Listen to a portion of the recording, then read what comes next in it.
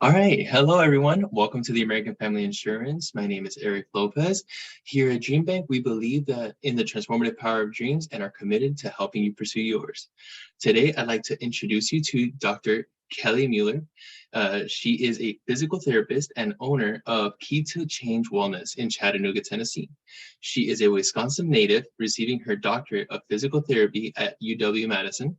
Her passion is being able to customize care that prioritizes getting her clients back to the activities that bring them joy in their lives in a timeline and manner that is not dictated by insurance. All right, without further ado, I'll go ahead and pass it over to Kelly. Thank you.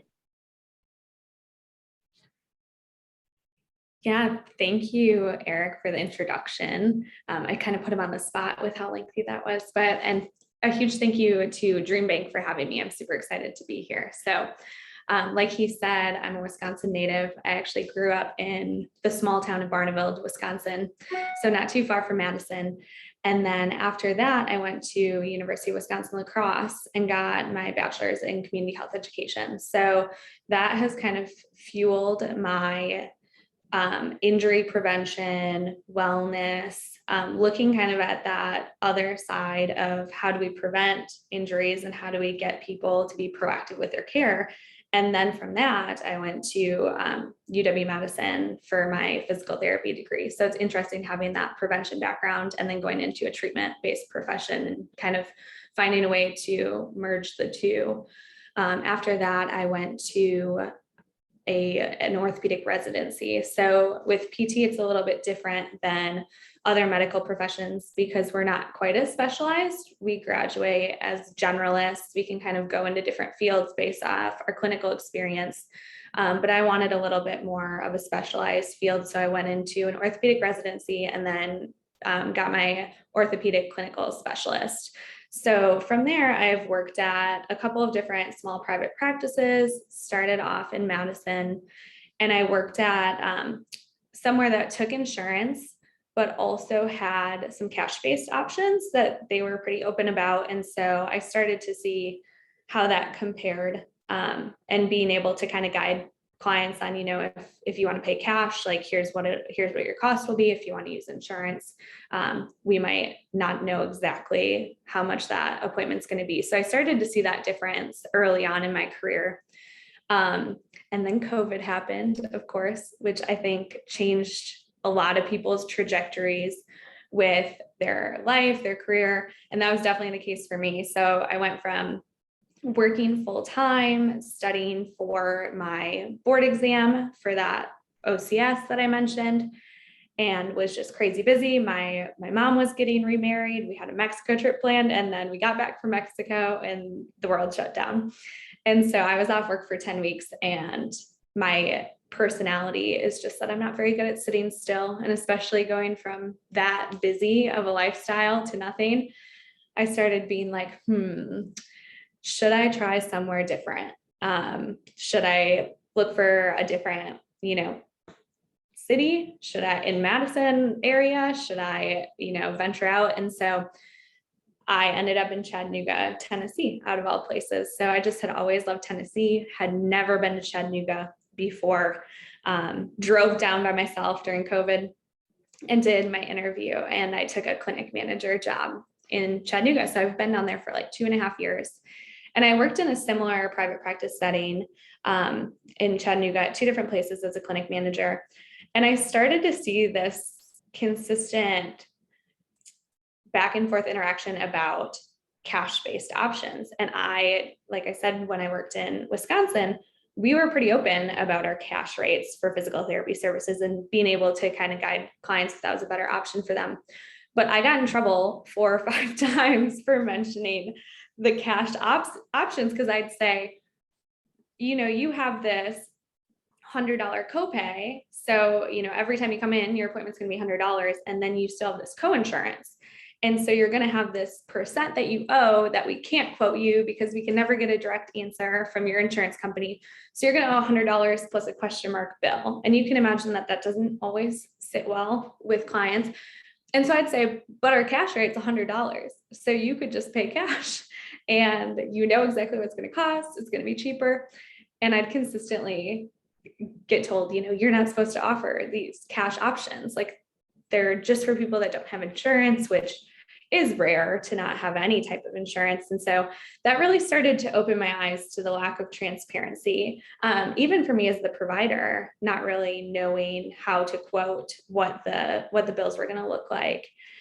And so that, combined with working in a really high volume setting, where I was consistently multitasking, at least 2, if not 3 people at a time, having to hand off a lot of my clients to PT techs or students, and just feeling like the longer that I was practicing, the lower quality that was given and the higher volume that I was expected to see. And so obviously the title of this talk talks about resilience in the face of invisible illness.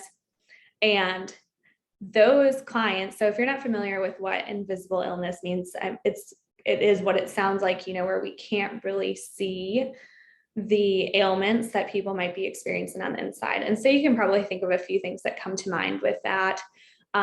It's a lot of our like chronic conditions that we see in this country. I personally treat a lot of vestibular issues, so dealing with dizziness, brain fog, post-concussion symptoms. But then I also was seeing a lot of like POTS, Ehlers-Danlos syndrome, like just tricky conditions that I really needed the one-on-one care to be able to address those clients in the way that they needed to be addressed and kind of look at the whole picture. And so these patients really opened my eyes to the limitations of our system. So anybody that was kind of difficult to diagnose, like maybe they have a rare condition, they have multiple body systems that are playing, because like I mentioned, PT is not a super specialized profession, but our medical system is hyper specialized. And so some of these clients that were coming to see me, they would be seeing 5 to 6 specialists to manage one condition. And so you can imagine the continuity of care there is lacking. And it can be really frustrating too, because you feel like you're getting one piece of the puzzle from each provider, and it starts to make them feel like they're not a whole human being addressed, that you only care about my cardiac issues, then you only care about my GI system. And I really, with my practice, wanted to bridge that gap. And so after working as a clinic manager for about a year and a half, I started my practice Key to Change Wellness in June of last year. And it was really fueled by my desire to provide clients, like I mentioned, but really everybody, better quality. And I was honestly like just on the verge of feeling burnt out, feeling like I was pulled in so many different directions and not being able to treat the way that I wanted to treat. And so that's just a little bit of background about me and kind of what got me to this point. And now my practice is myself and then my partner, who's a chiropractor. And we both have a background in some level of injury prevention. So we're really trying to kind of flip the script on, yes, we're still here for your treatment, but we also want to prevent recurring issues and like look at your wellness picture. And so being outside of the insurance model now, owning a cash-based practice, it's really been interesting to be able to have the flexibility to look at the whole picture and kind of fill in the gaps of where somebody maybe could, talk about their sleep, get their sleep a little bit better, address their nutrition, acknowledge that there's, mental health components, or just like the challenge that having a different condition like this or a prolonged injury can take a toll on all those other areas. So my goal of this talk today is to blend my acknowledgement of the unique challenges that come with navigating those invisible illnesses, but also discuss ways in general where we can all optimize the way that we utilize and view our healthcare. I am always met with the question now, owning a cash-based practice, of do you take my insurance? And I want to kind of challenge that today in the conversations that I have with my clients that ask me that is,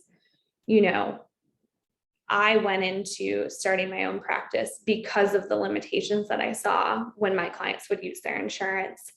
And I also have noticed that a lot of people don't really realize if using their insurance is actually a savings.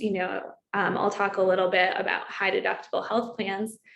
And if you're still having to pay towards a deductible, you're never going to meet, like, is it actually going to save you money in the long run?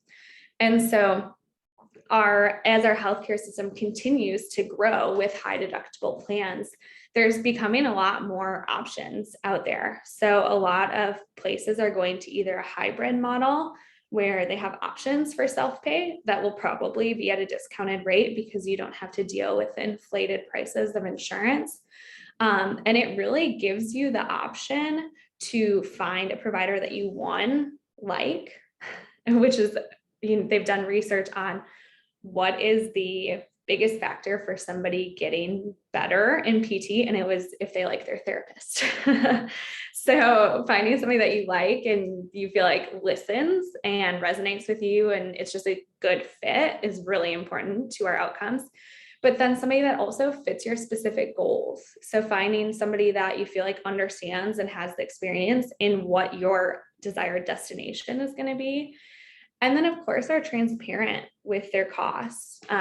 We want everyone to be comfortable with what they're paying and knowing exactly what they're investing in their health, and being able to tie that to their outcome without the fear of, what kind of bill is going to show up in the mail. So in summary, this talk is for you if you are interested in saving money on your healthcare as premiums reach all-time highs. You want to be more proactive with your health, but you might be apprehensive or even fearful about utilizing your health insurance because you don't fully understand what it's going to cost, or you have that high deductible and you want to wait till the last minute, or you might be worried about those surprise bills. This is for you if you have a high deductible health plan and you want to have a better understanding of when it's advantageous to potentially go outside of using that insurance and pay out of pocket, or the other options to supplement those costs.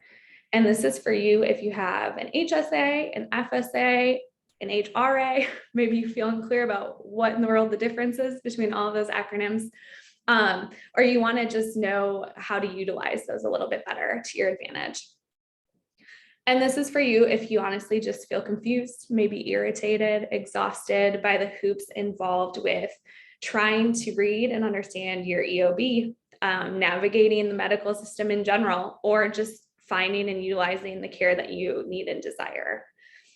This talk is not going to cover Medicare or Medicaid or other government funded insurances, but know that a lot of the topics that I'm going to talk about are still, there's a lot of carryover, just thinking about like your healthcare spending, being more proactive about the services that you do utilize. So that's the one thing I'm not going to really touch on in detail. So I want to bore you with just a few numbers to start so you can get a picture of really how much our healthcare system has changed. So the Kaiser Family Foundation, they had their annual report for 2022 that showed that healthcare premiums rose to almost $8,000, right around there for single coverage, and then $22,500 for a family plan. And that's expected to increase in 2023 because of inflation. And so just to break down kind of what that looks like and have you start to think about, your own premiums and your own spending in comparison to that. So that would be with those premiums, usually the employer would contribute about $16,000 for that family plan. That fluctuates a lot based on the percentage that they cover, but that's what they found was the average. And so that would leave $6,000 for the individual to cover in that single family plan. So if we break that down even more, that's $500 a month to your health insurance premium. And so I know for myself that I really just utilize the recommended preventative services. And, maybe since I moved to Chattanooga, which I did not have allergies when I lived in Wisconsin, but my goodness, Chattanooga is a different animal for allergies. So I might have my visit to be like, no way is this just allergies. There has to be something else wrong with me to just get a new allergy medication. But other than that, I don't really utilize my healthcare. And so you can imagine that maybe that would total up to like, if I'm being generous on the cost, like $1,200 a year of what I actually would pay if it was a cash rate. And so that's a huge discrepancy from $6,000. So I could have, a couple other things pop up and still not be using that that amount that I'm paying towards that premium. And obviously that's on the lower end, and that's a family home. And I included, if my partner and I use the same amount, that would equal about the $1,200 a year for the two of us. With that being on the lower end, I obviously acknowledge that there are some families that meet their deductible easily. They might have, expensive name brand medications that they need. They might have the multiple specialists, like I talked about. So it's just really something that can be arranged, but it's also important to remember that $500 a month with our premiums doesn't include everything. So you might still have a copay or a coinsurance when you go use those services. And so that's tacking on to that $500 a month. And so we can see how that number adds up really quickly. And if we're not really utilizing that much of our healthcare at all, like if there's a huge discrepancy, we might be able to get a huge cost savings by using different options. So I just think that that's a really good way to start examining how you use your healthcare. Taking some time to figure out what your utilization is a great place to start for deciding how to make decisions on when you maybe would benefit from self-pay. The average premiums for family coverage have increased 20% over the past 5 years and 43% in 10 years. So we've seen a huge jump. I remember when I was younger, my parents talking about like, oh, we've met our deductible. Now we can like fit all this stuff in the last quarter of the year. And that's really become so much more rare. These high deductible health plans are truly meant to be a safety net. They're meant to be for catastrophic issues. They're not necessarily meant to be the be all end all anymore for how we go about, treating different things. And if anything, if we continue to think about it like that, we're incentivized to wait until the last minute on everything because you just don't want to dip into that deductible that you feel like you're not going to meet. So what we need to do is just kind of reframe how we're thinking about our insurance and acknowledge that there might be better, cheaper, and really more efficient options for getting us better without waiting until it's an emergency. So I realized recently, as I was preparing for this talk, so it was well-timed, that I am just as guilty as using my insurance as an emergency situation and not wanting to dip into that if I can, resist it at all costs. So I started having this really intense right abdominal pain. And of course, my brain immediately is like, oh no, is it my appendix? And I start Googling like everybody else. My boyfriend, who's a chiropractor, he starts Googling he's like, I kind of remember the test for this.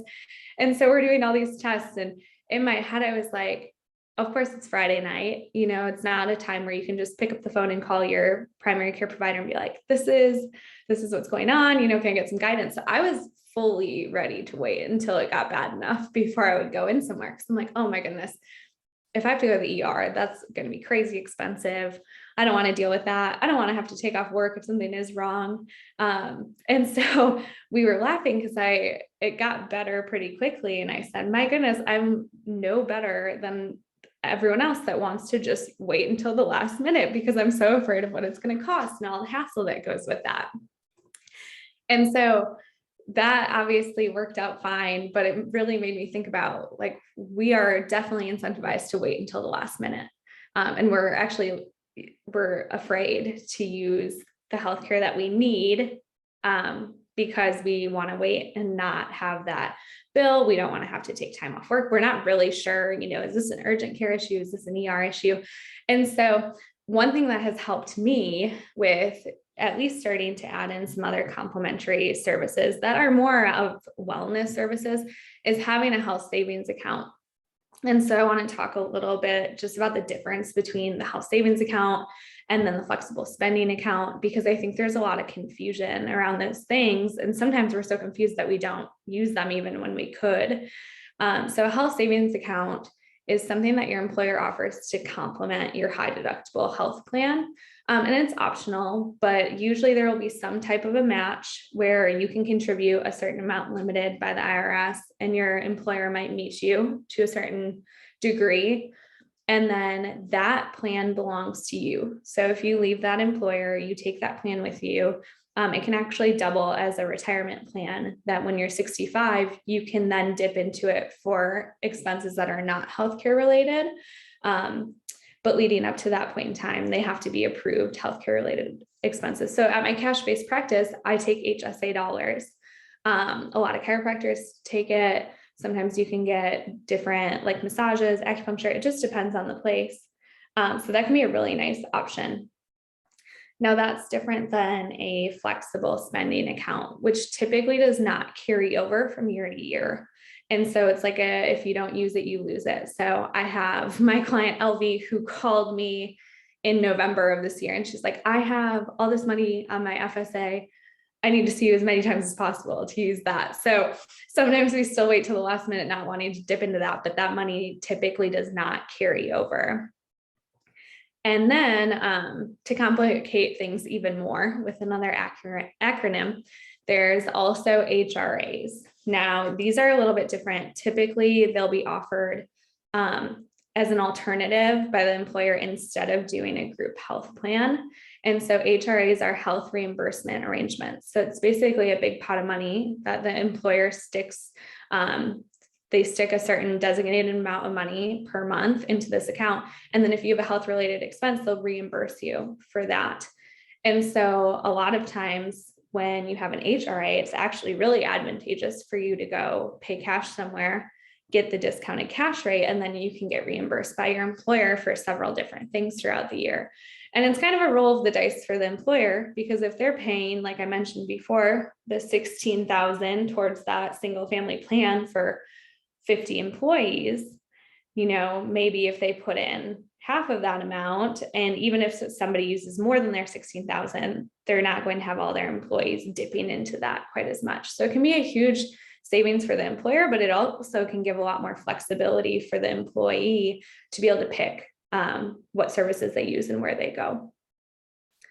So the other thing that I wanted to mention is, being proactive about if you don't have one of those accounts, and if you do, getting a better understanding of when you maybe can utilize that money. But you can also just put another bank account, a side account where you maybe have an automatic deposit of $50 a month or $50 a paycheck that you put into that account. And that can be like a self-care fund for you. So if you want something that's like, sometimes we get caught up in considering things luxuries that really are just good for our body, like maintenance, chiropractic care, or getting a massage, once a quarter, once a month. So having some money set aside where you can start to do some proactive wellness things is a really nice way to be able to supplement your other stuff without feeling like everything's coming consistently out of your pocket. And having that backup money can be helpful too, especially if you do go through like your HSA or FSA dollars. So I want to circle back though, because I acknowledge that a lot of people do utilize their insurance or want to utilize their insurance. So circling back to some of my clients that I mentioned earlier with the invisible illnesses, they definitely were insurance users.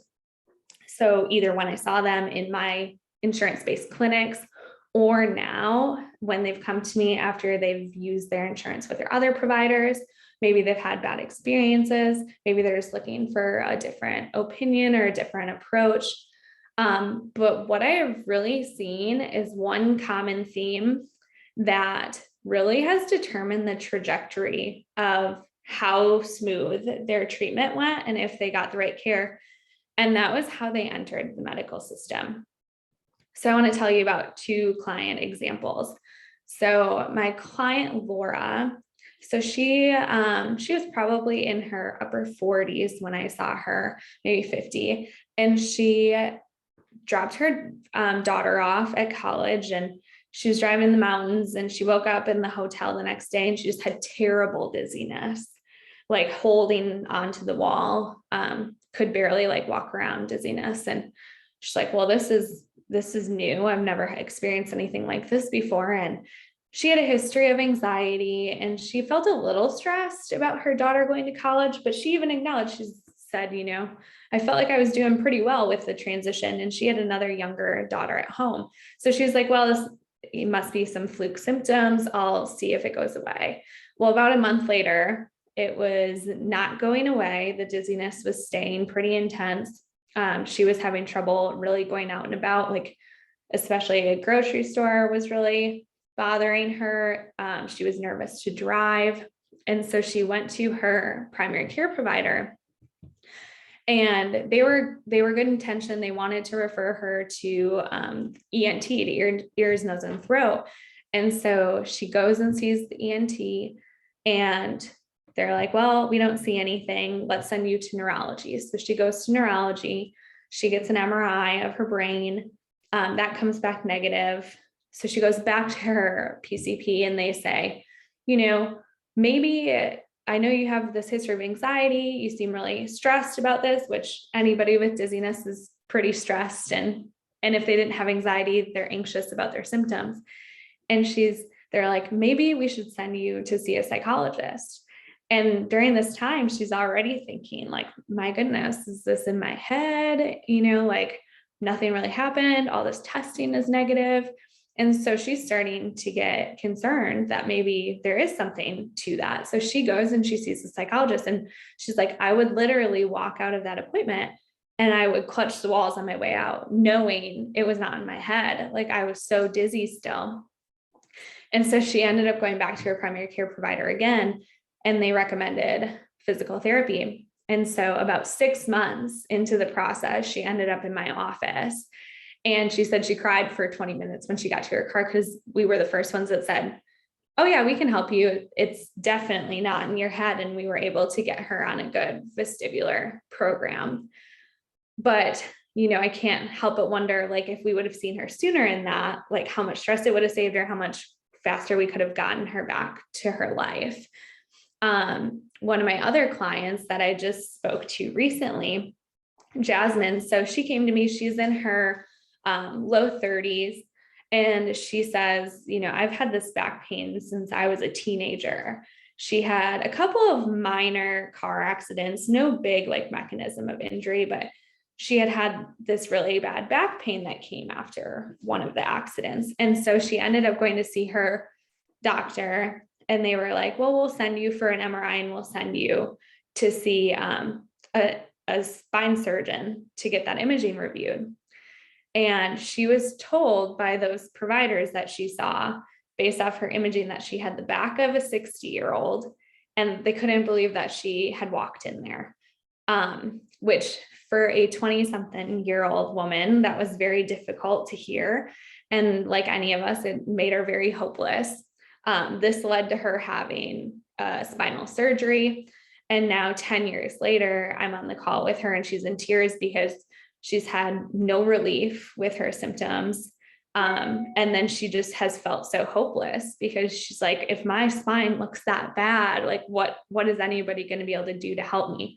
And so that's been really damaging to her. She's had this chronic pain for 10 years. She feels like she doesn't even know who she is. She used to be an athlete, and she can't do that stuff anymore. Because she can barely tolerate like her day-to-day functions. She actually is not currently working full-time because of this pain. And so she had just been through so much, and it had been so damaging, some of the things that were said to her by one provider, plus a surgery that she potentially didn't need. So now we're going to kind of start to peel back some of those things that were in place, and all the negative like pessimism that she has towards her condition. And then we're going to have to really chip away at it from a different approach than we would just a standard person that's coming to me for the first time with back pain. So all of this to say, I can't help but wonder what these clients' stories would have been had they seen either a PT first, or if there was just a more streamlined way for them to get the care that they needed. Especially now, physical therapists have direct access in nearly all states. And we're even starting to add physical therapists into the emergency room to start to triage these musculoskeletal injuries, because we've seen so much less utilization of unnecessary imaging, so many less prescriptions, which lead to a lot of addiction issues, and so much better of a streamlined plan of care that's conservative, instead of getting these people, into spinal surgeries when they potentially could have avoided that. So all of this to say is you really have a choice and a responsibility, regardless of your insurance, to be able to choose where you enter the medical system, which is huge. Get a second opinion. So, if you're hearing something and it's not matching up with what you want to do, it's maybe not the most conservative option. You want to potentially avoid surgery at all costs. Like, don't hesitate to get a second opinion.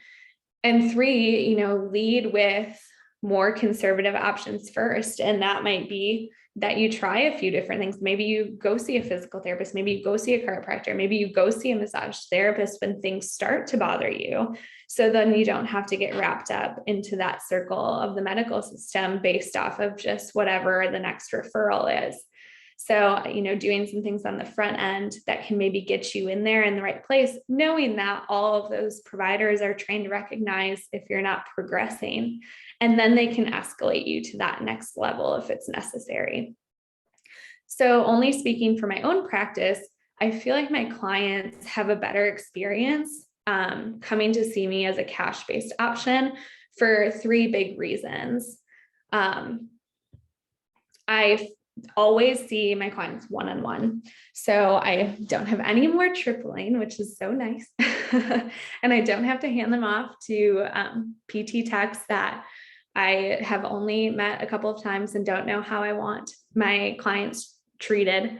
And I'm able to spend more time with my clients if they need it.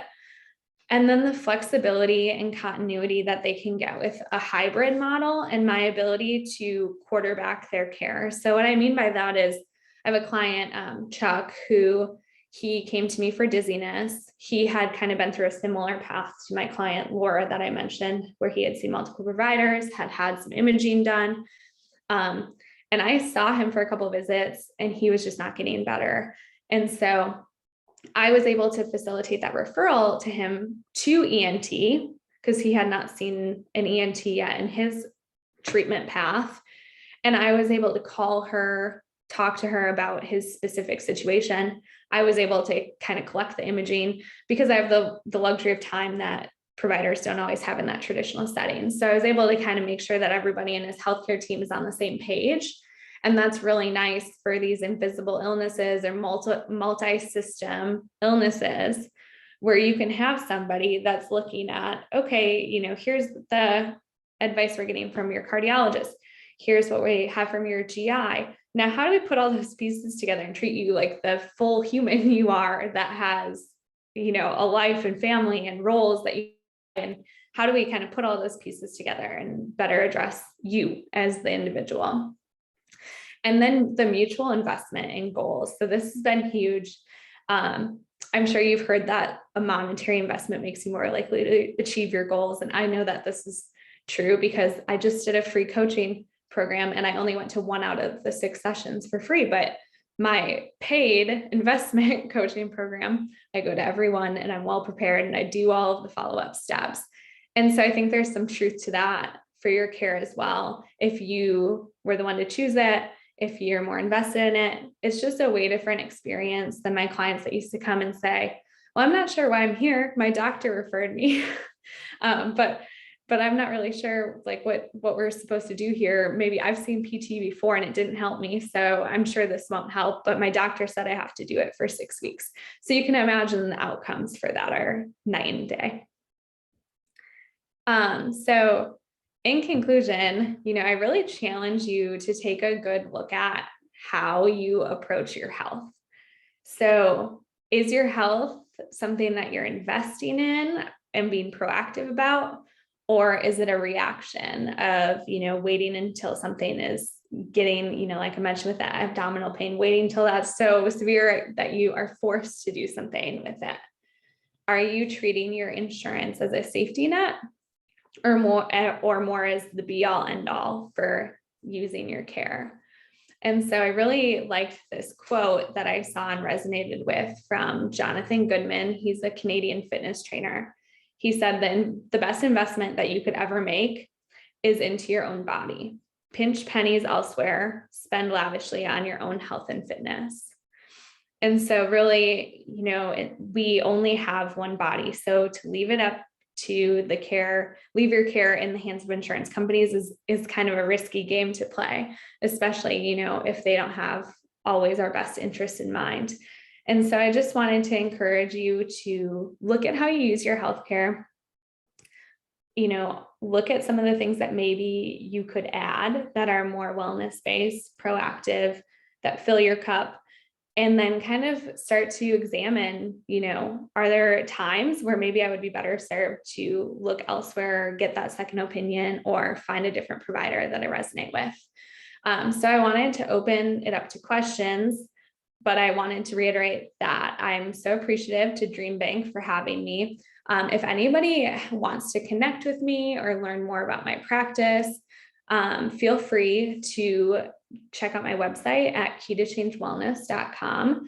And you can find all my contact information there. Feel free to shoot me an email. I love to connect with people back home. And I do have some virtual options that I offer in different programs. So feel free to find those on the website.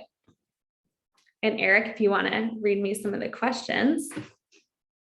Yeah, I just want to let people know that if they have any questions, they can go ahead and type it in the chat or in the Q&A. I guess I have a couple of questions of my own to get started. Yeah. I guess when it comes to physical therapy, how long are sessions usually? How many times a week? Does it depend on the injury? Yeah. Yes. No, that's a great question. So it's interesting that you asked that, because that has changed a lot for me from when I worked in a traditional setting to now.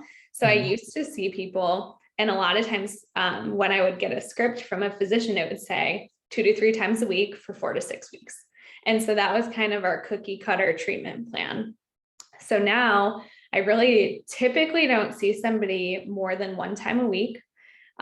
It still can be up to that 4 to 6 weeks, but I'm finding that with the longer time and the really customized plan, they're getting better in a third of the amount of visits that they were in that traditional plan. And I see everybody for an hour for their sessions. Nice. Yeah. And then I guess the other thing is all the physical therapy done with you, or do you send homework for them to do? Like, Absolutely. make sure you do the stretches on your home, because maybe that one time for the week or so is not enough. I mean, so are there certain recommendations that you send for people as all customized as well, depending on the needs of the person? Yeah, absolutely. Great question. So that it depends a lot on what they're coming to see me, but homework, absolutely. But one thing that I have really tried to get better about as I've gotten to be more experienced and just have a better understanding of people and myself is fitting things into their day easier. Because I would rather have you do one exercise like well and consistently instead of never do the 5 exercises that I gave you. So we have a lot of conversations about what's realistic for you, because if you're not going to do 5 exercises, then I'm not going to give you 5 exercises. And especially like I see a lot of busy people in general, but I'll see busy moms, and I know that they just want something that they can kind of easily fit into their day. So we try to customize that. Some people are like, whatever you give me, like I'll go do it at the gym. So it varies a lot. But yeah, like I mentioned, that mutual investment, I feel like I'm giving you, all the tools that I know will help you, but you are the one that has to implement them and carry them into your lives. Because like you said, I get 1 hour with them. They have the rest of the time to be to their own vices. Perfect. Oh no, it says that the chat box is disabled. Well, if anyone has, you can go ahead and write it in here on the Q&A section. And I am seeing that, Diana. So if you have another question you'd like to add, then you can go ahead and put it in here. I can give another couple seconds for anyone that has anything. Yeah.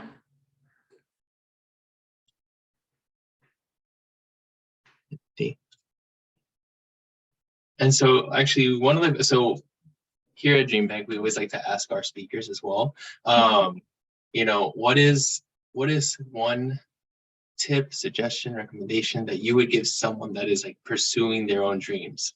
I guess that's one of the questions we usually like to exit with. If you'd like to respond as people start writing things in the chat. Yeah, absolutely. I love that question because, like I said, COVID was a life-changing time for me. I don't know that I ever would have moved somewhere different I don't know that I would have ever started my own business. It really just changed my path completely. And so sometimes I think we get so busy in the hustle of day-to-day life that we don't stop to think like, what do I want my life to look like? Especially as an achiever myself, I felt like I was always like on to the next thing, okay, graduated from undergrad. Now I go to PT school. Okay, I did that. Now I get a residency. Now I passed this board exam. Now I got this job. Okay, now I'm going to be the manager of the clinic. And then I got to that point and I was like, wait, I have no energy. I'm losing some of my passion for this career. I am at a spot that I thought I'd be so happy at by the time I got there.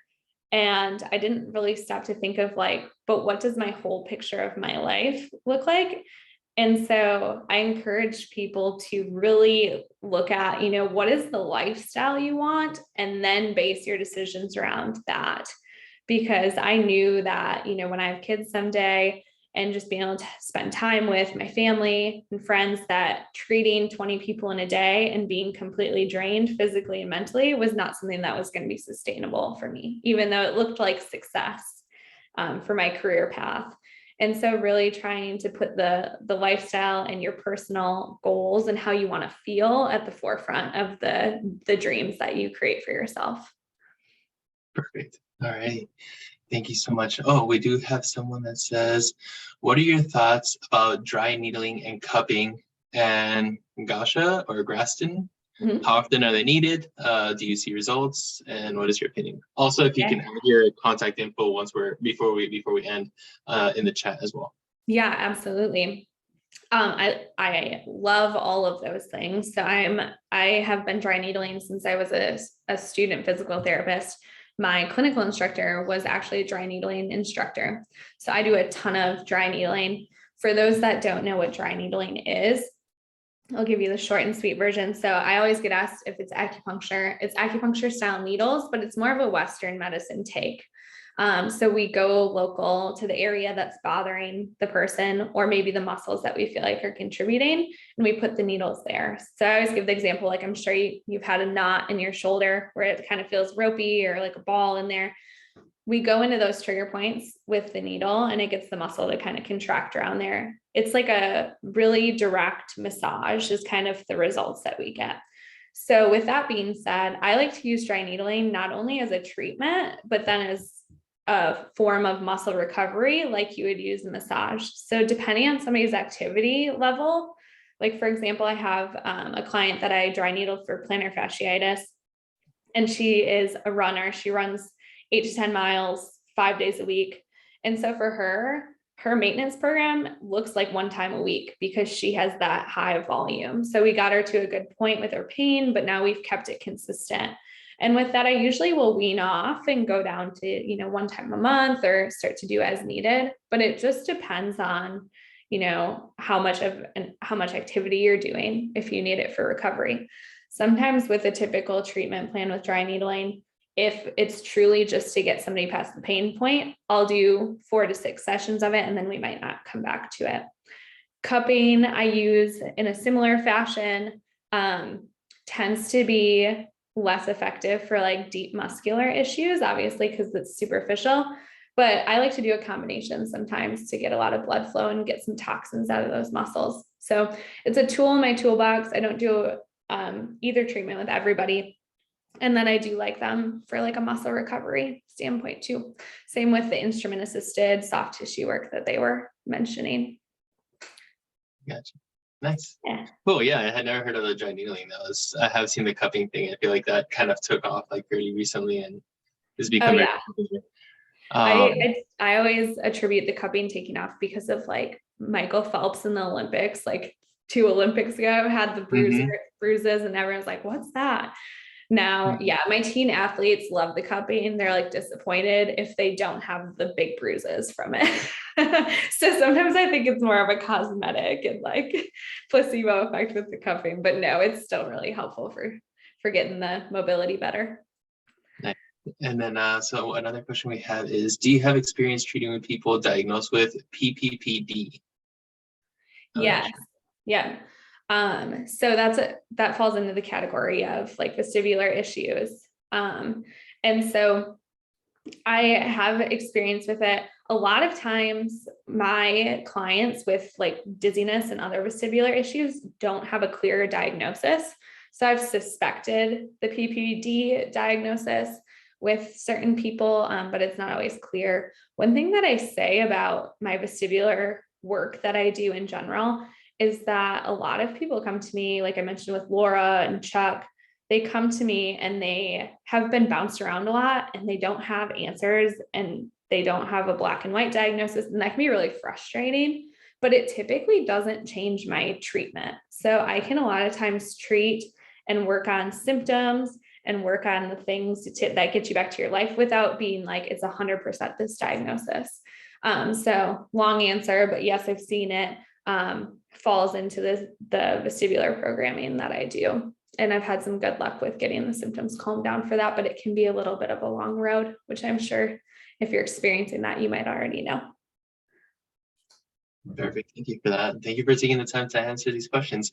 And now as I do a quick outro, do you mind going ahead and adding in the chat here your, I guess, contact info, website, so like Should that I we put can it, share it with everyone? should I put it in the Q&A? Is the chat working? The Q&A is a safe bet as well, if you'd like. I think that some people can refer to it. And thank you all for being here with us this afternoon. We really appreciate your attendance, and we hope you took a lot of information here from Kelly's presentation and that it has been super meaningful. I do see we have one last question. We can, if you'd like, Kelly, if you have time, would you like to answer one last one? Sure. All right, so really quick, just to make sure that everyone's question gets answered. How do you find someone good in dry needling? What experience should they have? Yeah, great question. So dry needling is typically not covered by insurance, even at like a typical like insurance-based PT practice. So sometimes you can just look for a dry needling therapist and go see them separately from like a full-blown PT clinic. So you could just do a Google search to find somebody that does dry needling. But then when you find them, make sure that they're certified. So depending on different state laws, you don't always have to be certified. You just might have to have a certain number of hours of training. And so you really want to find somebody that lists their dry needling certification on their website, or call the clinic and ask if the person is certified. But that's really the biggest thing. If they're certified, they're going to be more than equipped to dry needle basically any area that you need, but that certification is huge. Perfect. All right. Well, thank you so much. Thank you, Kelly. Thank you again for all of you for being here today, this afternoon with us. And we hope you have a great rest of your day. And I hope you also join us for our future events. Make sure to visit us at amfam.com/DreamBank if you want to keep in touch with us, and also follow us on our social channels. And yeah, we hope to see you soon. Thank you so much. I appreciate it. Bye. Yeah, thank you.